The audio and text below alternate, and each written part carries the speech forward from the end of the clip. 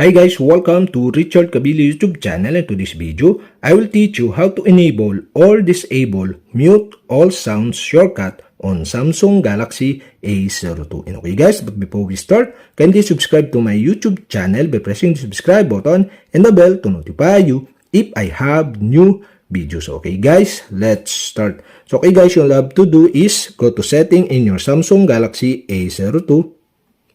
In Settings, scroll down and go to Accessibility. Here in Accessibility, go to Hearing Enhancement. Here in Hearing Enhancement, okay, you can see the mute all sounds. And okay guys, you'll have to do is tap this.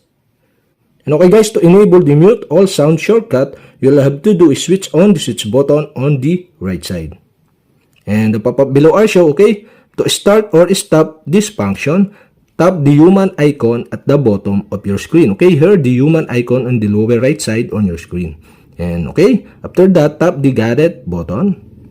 And that's it. Okay, we have successfully enabled the mute all sound shortcut on your Samsung Galaxy A02. And okay guys, we can try it. Okay, if you tap this human icon on the lower right side on your screen, the mute all sounds is on. And okay, if you tap again, the mute all sounds is off.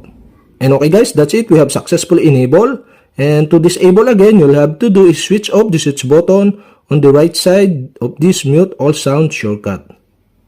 And that's it. Okay, we have successfully enabled or disabled the mute all sound shortcut on Samsung Galaxy A02. And okay guys, if you have a question, kindly comment below. And don't forget to hit the subscribe button and the bell to notify you if I have new videos. Okay guys, thank you for watching.